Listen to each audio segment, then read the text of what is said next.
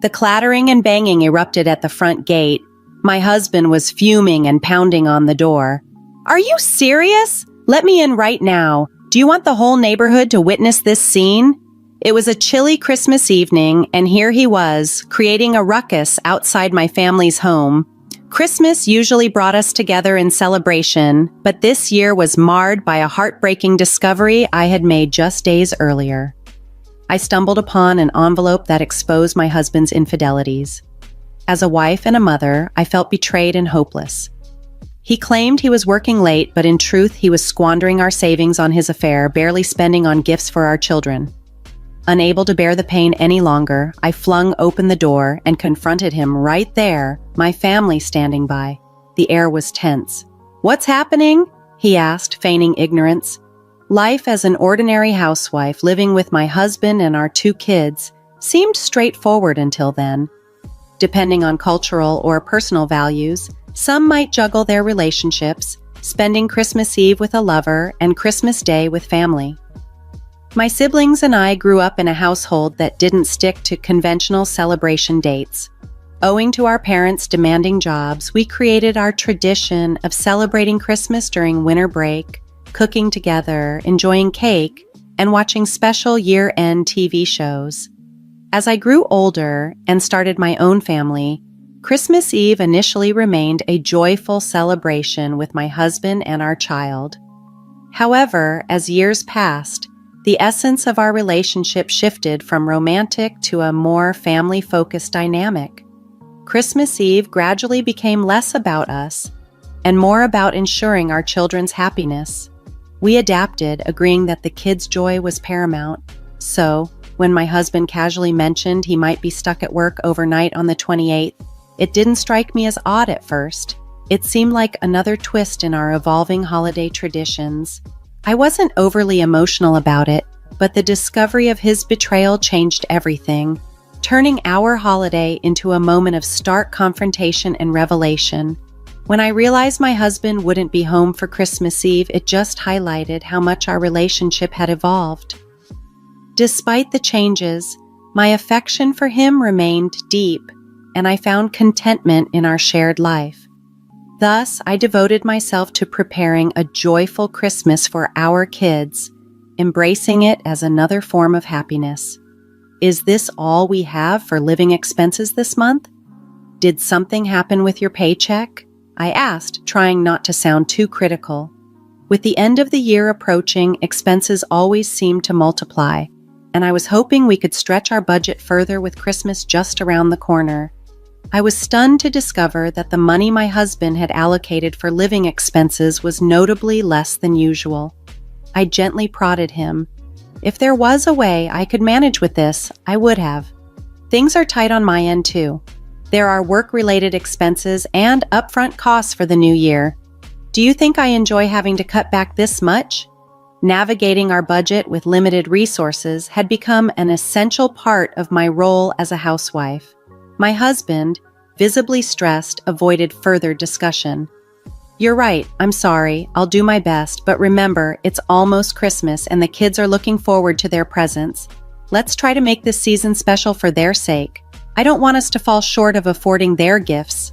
In our family, we usually have a rule. If the kids want something, they must explain why they need it. However, for birthdays and Christmas, they are free to ask for anything. That's why I was adamant about ensuring we had sufficient funds for their wishes, considering their deep love for Christmas. Let's be a bit more cautious with our spending," I suggested. "Kids, what do you want for Christmas?" My husband sighed and gathered the kids. I want a cartoon DVD set, but I also want a picture book about trains, Dad. Which one do you think is better?" "The book, definitely. It will help you learn to read, and you can share it with your friends. You could even read it to your younger friends. You'd be such a cool big boy." "I really want a new doll set so I can feed it and sleep with it, but my crayons broke recently and now I can't draw," our daughter chimed in, a little troubled. "I think crayons would be great, Carol. You're so talented at drawing," I encouraged, hoping to balance their wishes with our budget constraints. The simple yet profound joys of parenting shone through these moments as we navigated the season's challenges together, As I watched my daughter sketch, I encouraged her, "Ask Santa for some nice crayons, even better than the ones you had before." But she was also eyeing a new doll set. "But what about the dolls? Can't you listen to what I want? Santa only visits good children. Naughty kids who are selfish get nothing." I reassured her, "Let's ask for the crayons first."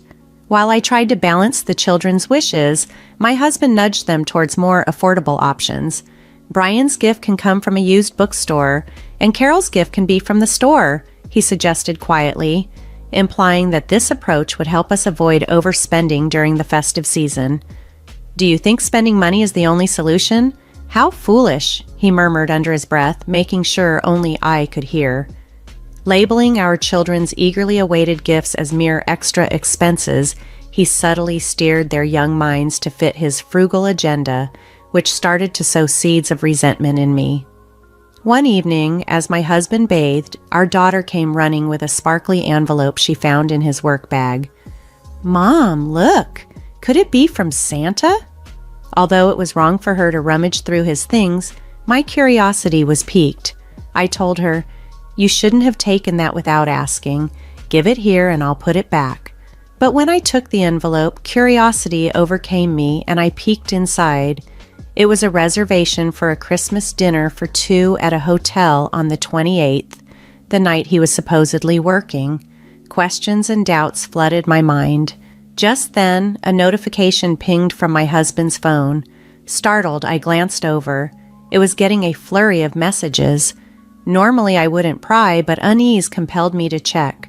All the messages were from someone named Tiffany, accompanied by heart emojis and a profile picture of a woman much younger than myself. The pieces began to fall into place, painting a troubling picture. With each passing day, I found myself sneaking glances at his phone, confirming my suspicions. Tiffany was likely his mistress, and he planned to spend Christmas Eve with her, even hinting at a special gift. Driven by a mix of hurt and determination, I hired a private investigator. Catching my overly confident husband in the act seemed the only way to confront this painful reality squarely.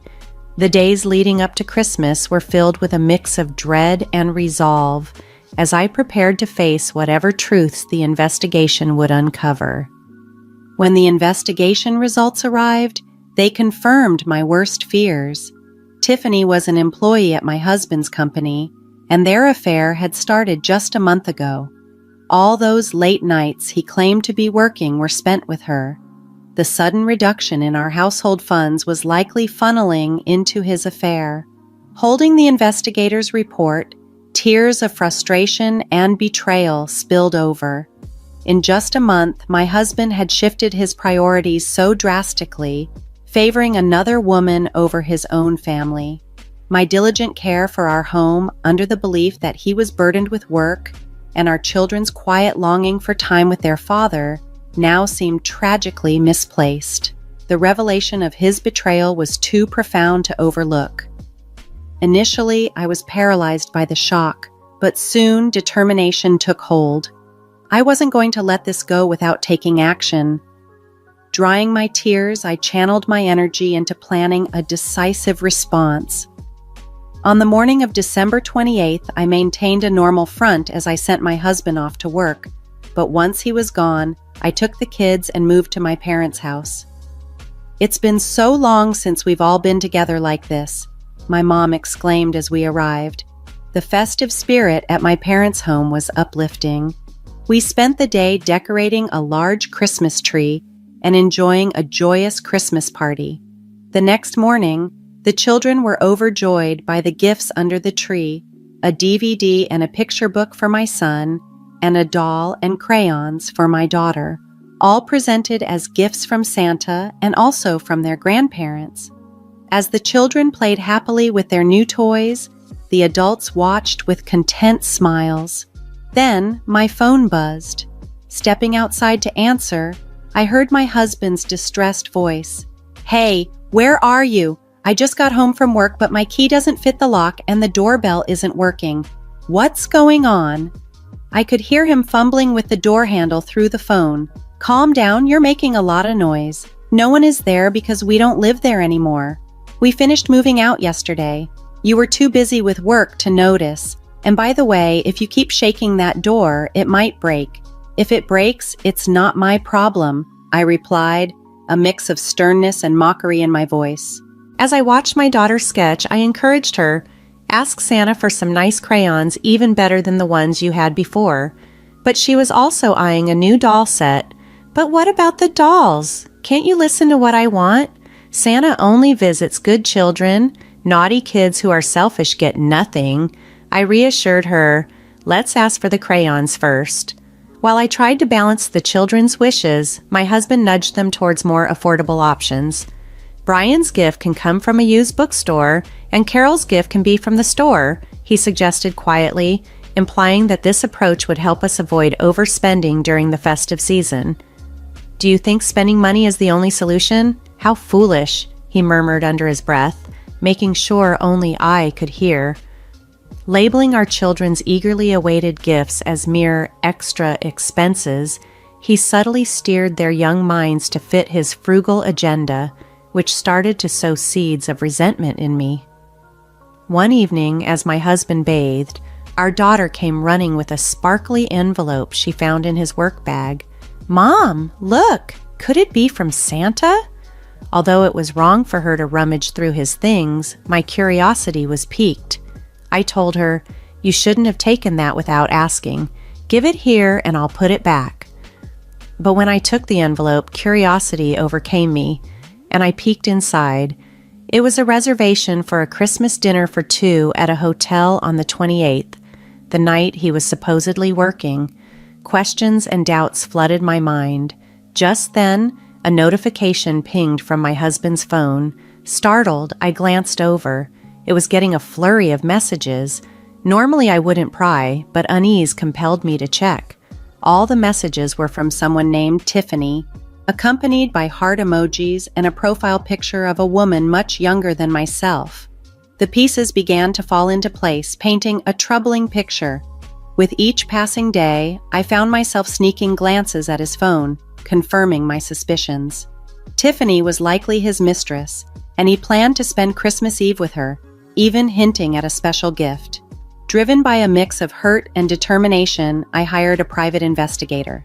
Catching my overly confident husband in the act seemed the only way to confront this painful reality squarely. The days leading up to Christmas were filled with a mix of dread and resolve, as I prepared to face whatever truths the investigation would uncover.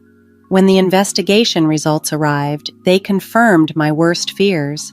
Tiffany was an employee at my husband's company, and their affair had started just a month ago. All those late nights he claimed to be working were spent with her. The sudden reduction in our household funds was likely funneling into his affair.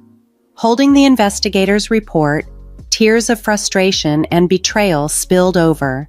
In just a month, my husband had shifted his priorities so drastically, favoring another woman over his own family.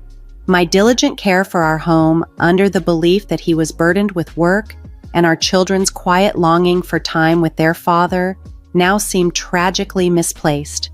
The revelation of his betrayal was too profound to overlook. Initially, I was paralyzed by the shock, but soon, determination took hold. I wasn't going to let this go without taking action. Drying my tears, I channeled my energy into planning a decisive response. On the morning of December 28th, I maintained a normal front as I sent my husband off to work, but once he was gone, I took the kids and moved to my parents' house. "It's been so long since we've all been together like this," my mom exclaimed as we arrived. The festive spirit at my parents' home was uplifting. We spent the day decorating a large Christmas tree and enjoying a joyous Christmas party. The next morning, the children were overjoyed by the gifts under the tree: a DVD and a picture book for my son, and a doll and crayons for my daughter, all presented as gifts from Santa and also from their grandparents. As the children played happily with their new toys, the adults watched with content smiles. Then, my phone buzzed. Stepping outside to answer, I heard my husband's distressed voice. "Hey, where are you? I just got home from work, but my key doesn't fit the lock and the doorbell isn't working. What's going on?" I could hear him fumbling with the door handle through the phone. "Calm down. You're making a lot of noise. No one is there because we don't live there anymore. We finished moving out yesterday. You were too busy with work to notice. And by the way, if you keep shaking that door, it might break." "If it breaks, it's not my problem," I replied, a mix of sternness and mockery in my voice. I followed my parents to the front door, bracing for a confrontation. As my father swung the door open, my husband stood there, a defiant smirk on his face. "Long time no see, Dad," he said with a sly grin. But my father's response was icy. "It's not good to see you. Stop pretending we're friends. You're no longer a son to us, just someone who hurt our family," he interrupted sharply. My mother joined in, her tone harsh and unyielding. "Causing a scene at this hour? Do you even know what time it is? It's incredibly rude. The kids have been asleep for hours. You're not fit to be their father," she declared, staring him down with a stern glare that shocked my husband, accustomed as he was to her usual gentleness. "I won't let my grandchildren witness this anymore. Leave now. You're a nuisance and no longer part of this family," my father-in-law stated calmly, his voice tinged with anger, making it unmistakably clear that it was time for my husband to go. Faced with the united front of my family, my husband's expression darkened, as if he might lash out. But before he could respond, my mother-in-law spoke up firmly. "I'm calling the police right now." Seeing her reach for the phone, panic overtook him, and he fled the scene without uttering a single apology, a stark reminder of his true character. At that moment, I didn't shed any more tears. Instead, a profound sense of emptiness enveloped me, leaving me to ponder the purpose of all I had endured. "How about some warm tea and then you can get some rest?" my mother suggested gently, touching my shoulder with a comforting smile. The warmth and understanding from my family enveloped me as I retreated to my room, grateful for their unwavering support. Meanwhile, my now estranged husband, finding himself without a home, attempted to return to his parents' house, only to discover that they had changed the locks after hearing my side of the story. They turned him away, unwilling to let a stranger disrupt their peace. Left out in the cold, my husband finally grasped the gravity of his actions and the weight of his parents' words. Now, truly understanding the consequences, he expressed sincere regret and agreed to the terms of our divorce without a legal battle. I had a lawyer prepared just in case, but fortunately, the proceedings concluded smoothly. I began anew at my parents' house, a sanctuary for myself and my children. Here, amidst the challenges of balancing work and parenting, every day brims with purpose. Supported by the love and help of my parents, life is bustling but deeply fulfilling. Even though my marriage has ended and I will not see my ex-husband again, I maintain a strong connection with my former in-laws. They are wonderful grandparents, offering not just love to my children, but also tremendous support to me. Despite the official documents declaring us no longer family, I cherish their presence in our lives and hope they remain a constant, watching the children grow and flourish. Do you both have everything? Let's go. And don't forget to say goodbye to Grandma and Grandpa. I remind my kids as we get ready to leave their house. Bye, we call out, and I send a silent prayer for these peaceful, ordinary days to continue indefinitely.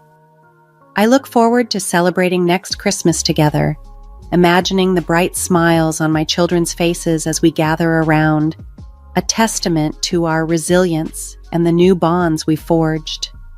This thought alone adds a lightness to my step, fueling my hope for many joy-filled years ahead.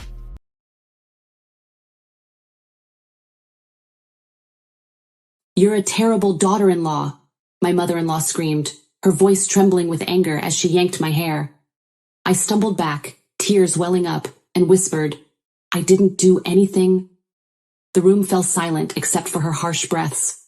My husband and sister-in-law watched coldly, their eyes avoiding mine. In that moment, I realized that everything I held dear was slipping away. My heart raced, unsure of what would happen next. My name is Willow. I'm 40 years old. The other day, I put a pocket tissue in my pocket and carried it around, which is unusual for me. As a result, I accidentally washed it with my clothes. Thanks to that, my black pants look like clouds. No, it's not that beautiful. I'm getting older and a little more clumsy, but my clumsiness is cute. In the world, there are always people who are better than us. When I was in my 20s, my newlywed husband, Lucas, suddenly spoke up. Are you ready to live together? Huh? Who is going to live with whom? I was genuinely puzzled, even after thinking about it for a while. Lucas looked at me as I remained silent, and he explained, It's about living with my parents. I was stunned. Did we talk about that? No, but, he replied. There was no way he could know about a conversation that never happened. Lucas continued, ignoring my confusion. My sister is taking care of my mother at home right now, but she'll get married eventually. My father has passed away, and I'm the eldest son, so we can't avoid living together in the future. It would be better for us to live together sooner rather than later. It was true that I hadn't been promised we wouldn't live together when we got married, but did that mean he could bring up something so important, like it was nothing? When it came time to renew the lease on our apartment, we decided instead to move into Lucas's family home. It wasn't the nicest place by any means, an old house where we ended up living with his bedridden mother and his sister, Remy. Around 2 weeks later, I was assigned to make lunch without realizing it. Oh, risotto for lunch today? My mother-in-law asked. Yes, I thought it would be easy to eat, I replied. I hate risotto. Throw it away. She snorted and turned away. She said she hated risotto, but hadn't she eaten it when my sister-in-law made it the other day? Then I was asked to help move the wheelchair, and was told that I was rough, or that she was scared, because it was shaking. I don't remember moving it violently. My sister-in-law suddenly started a part-time job after we began living together. She likely planned from the start for me to care for her mother as a way to return to normal life. Before we got married, Lucas told me, we should retire from work because we have to prepare for marriage and want children in the future. Now I regret quitting my previous job. In short, I was deceived by this family from the beginning. They probably intended to make me a housewife and take care of their parents. Now I'm exhausted all day long by my mother-in-law's demands, more tired than when I was working. There is no room for having children like this. When I thought about consulting Lucas about my relationship with my mother-in-law, he took the initiative, saying, Hey Willow, can't you be a little kinder to my mother? What do you mean? I asked, confused. It's not like I'm being cold. My mother feels like you hate her. She's scared when you glare at her. After all, a mother-in-law is probably a nuisance to a new bride, he concluded. I don't mean that at all, I replied. I want to get along with her. He looked thoughtful, but unconvinced.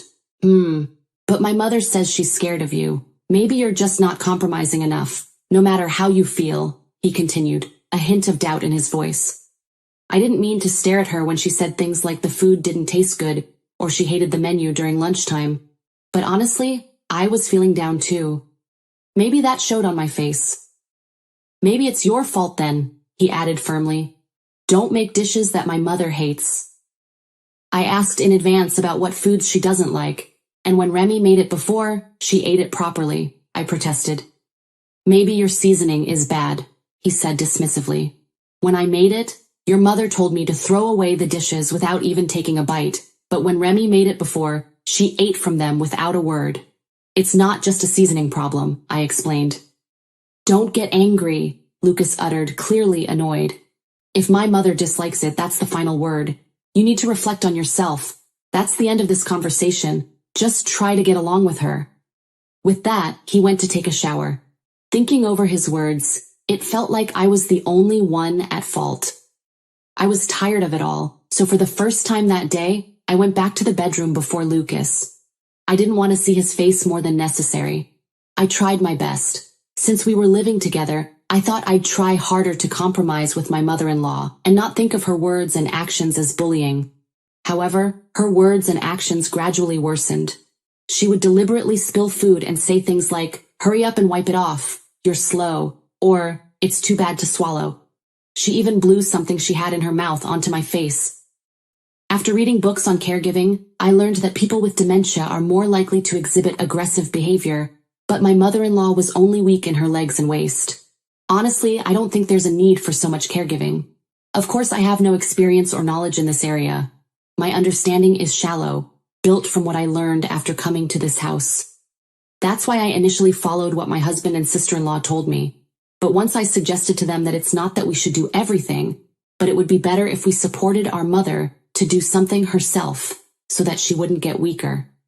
Because caregiving books also describe that excessive caregiving leads to a decline in physical function and disuse syndrome. For example, if you repeatedly move around in a wheelchair when you can walk a little bit, your leg and waist muscles will weaken, and you will not be able to move on your own. I suggested it in good faith, because I don't think my mother-in-law wants such a thing either. But my sister-in-law said angrily, "No way! She's getting weaker day by day. It seems that she suddenly became weak around the time we started living together. What nonsense!" But there was no one on my side. She used to eat meals by herself before, but now she needs care, so understand her more, Lucas demanded, adding to my sister-in-law's words. That's how he ended up scolding me too. In short, my mother-in-law's bullying continued. One morning as I was changing my mother-in-law's diaper, she complained, "It hurts." She accused me of pulling her leg too hard, then scratched my face in response. I could feel my forehead and eyelids start to sting, knowing they were injured. To make it worse, she threw her dirty diaper at me. I knew right away her complaint was just a false accusation. It doesn't hurt to simply remove the tape from a diaper. You really lack any charm as a daughter-in-law. You should leave this house soon. Lucas deserved a better wife than you, she finally shouted. In that moment, I finally understood the root of her hatred toward me. She just didn't want her son to get married. Looking back, my mother-in-law was happy when she saw my husband in a tuxedo at the wedding and said, "You look like your father." She may be superimposing her deceased husband on her son. Losing such an important part of her life wasn't worth lashing out and throwing things over. "I didn't pull your leg, Mother. I didn't even touch your leg. If you don't like me, you can ask Remy to take care of you instead," I retorted. When I said that, my mother-in-law shouted, "Oh no, you're blaming the elderly like that. You're just a stranger. You're not kind to me at all. You're a terrible daughter-in-law." "Didn't you scratch me first, mother-in-law?" I defended myself indignantly. My mother-in-law glared at me. If it were my usual self, I would have been a little scared of this look. But this time, no matter how I thought about it, my mother-in-law was wrong. Softening my tone, I continued, "I appreciate your words, but it's impossible for your body to hurt just by removing the tape from the diaper. I've been paying close attention so that it doesn't hurt because you said the same thing before. If it really hurts, maybe there's something wrong with your nerves. I think you should go to the hospital," I concluded. "What did you say?" "You're a terrible daughter-in-law," my mother-in-law shouted and pulled my hair, shaking it back and forth with strength that I couldn't believe came from someone bedridden. My forehead hit the edge of the bed many times. "It hurts! It hurts, Mother!" I shouted as my mother-in-law kept pulling my hair, shaking my head back and forth. It probably lasted only 5 minutes given her strength, but it felt like 15. My head throbbed, and when she finally let go, my vision was flickering. "Now, if you've learned your lesson, change my diaper," she demanded. Who would comply with that? I walked away, leaving her. As expected, she made a mess, and the house filled with an awful smell. Reluctantly, I cleaned up, watching her smirk with satisfaction. I thought to myself, fine, if that's how she wants it. I'd heard stories of staff members snapping in care facilities, and I could finally understand that feeling. My mother-in-law resented that her son had married, so naturally, she disliked me. I had held on to the hope that things would eventually settle down, but I realized now that was naive. Tonight, I'd tell my husband about all that had happened, and ask to end this cohabitation. If he refused, maybe meeting his mother's wishes would be the answer. Maybe both she and I would be happier apart. But before I could speak to him, my mother-in-law called a family meeting with my husband, his sister, and me in the living room. I had a sinking feeling. "What's going on? Can't you just eat first?" my husband asked, taking his mother's hand. "What happened? Tell me anything." That daughter-in-law, my mother-in-law began, noticeably nervous. She refused to use my name, and I could feel the coldness in my husband and sister-in-law's stares. She pretends to be my caregiver, but hits me while I'm bedridden. Even when I tell her it hurts, she blames it on caregiving. She has no respect as a daughter-in-law, she accused angrily. I was speechless. Dragging me by the hair to the point where I nearly lost consciousness from the pain, she was now claiming to be the victim. This daughter-in-law is terrifying. I can't bear her anymore. My mother-in-law continued to insult me. No, that's not true, I replied, showing the scratch on my forehead. She did this to me. She scratched herself, my mother-in-law retorted, voice rising. She wants me gone so she can take over. Please, Lucas, Remy, do you believe me? My husband and sister-in-law were silent, but their expressions were enough. Glaring at me, my husband finally spat. I can't believe you would treat Mom like that. This marriage was a mistake. Exactly, brother. Why did you marry someone like her? Poor Mom, my sister-in-law added, her voice filled with contempt. I felt my love for him freeze over. Here we were, newlyweds, and yet I knew what I needed to say. Fine, I'll agree to a divorce and return you to your beloved mother, I said, looking directly at him. His face changed, almost as if he disliked being the one left behind. Calm down, he replied, trying to regain control. But I had already decided. I grabbed my phone and bag, which already held my wallet and bank book, ready to leave. I'd get my things later. Leaving couldn't happen fast enough. Emotionally, I walked out with the urgency of someone escaping at the speed of light. After leaving my in-laws' house and walking a little, I thought I would live with my parents for a while, and took out my cell phone to call them. At that moment, I heard my husband's distant shout, "Oh no!" When I turned around, smoke and fire were billowing out of my in-laws' house. The area around my mother-in-law's room was particularly bad. Oh well, I thought. It was no longer my problem, so I didn't care what happened to that house. But the situation was like a comedy, and I couldn't help but grin. My husband, sister-in-law, and mother-in-law rushed out of the house in a panic. When they saw me, my husband shouted, "Help me!" Although I would normally ignore them, I approached because it seemed a little interesting. My husband begged, "Call the fire department. I forgot to bring my cell phone." "Why don't you go to the fire station and report it, mother-in-law?" I suggested, looking at her. "Don't say stupid things at a time like this," my husband snapped.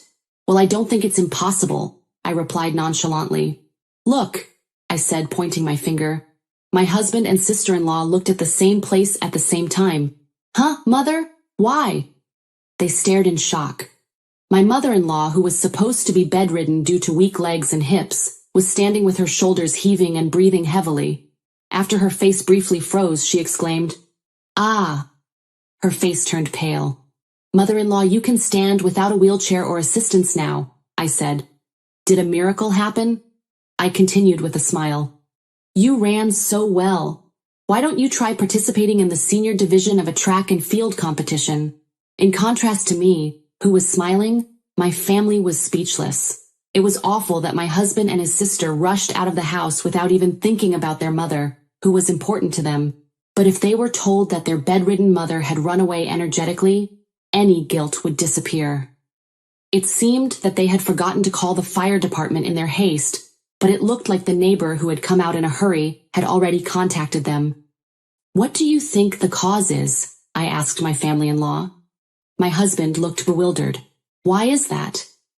"Yes, the black smoke is coming from my bedridden mother-in-law's room, not the kitchen or anywhere else.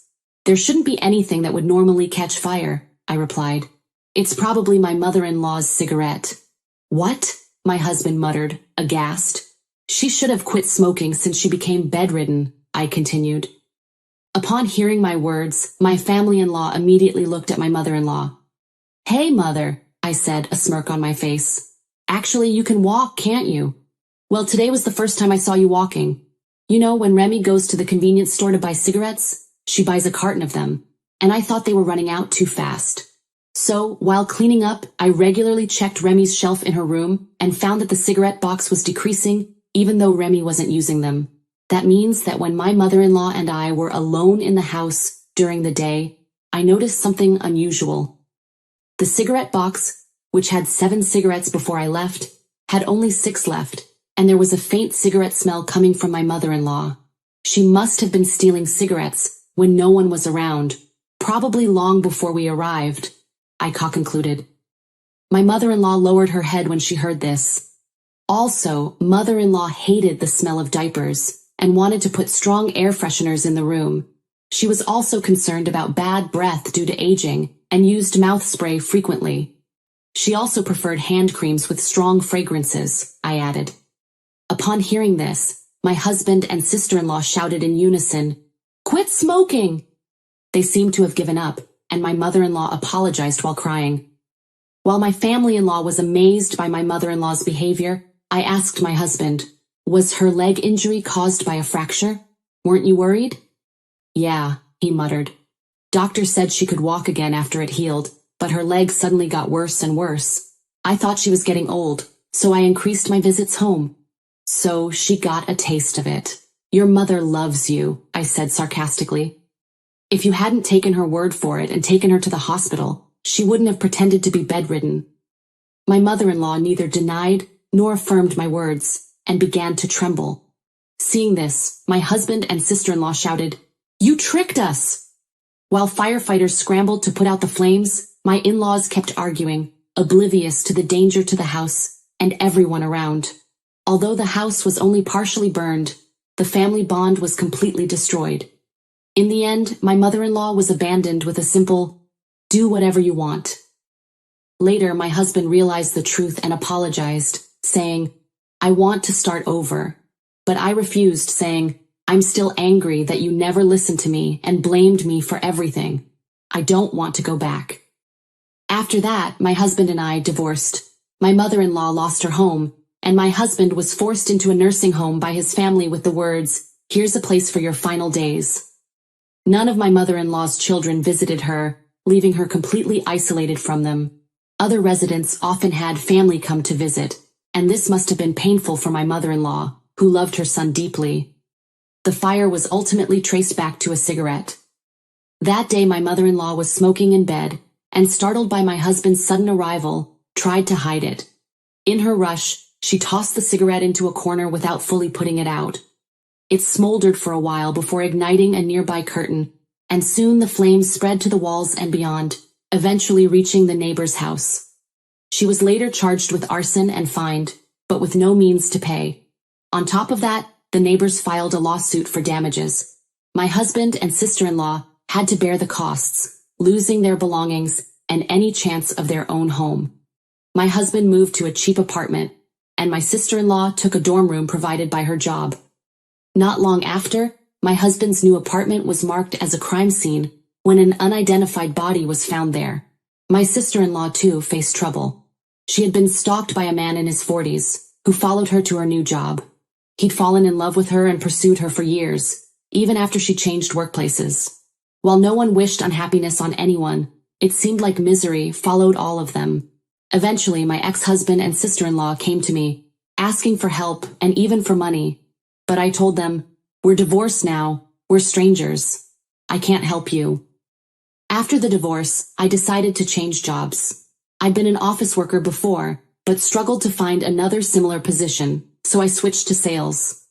Despite my lack of experience, I put in the effort, and was eventually promoted to department manager.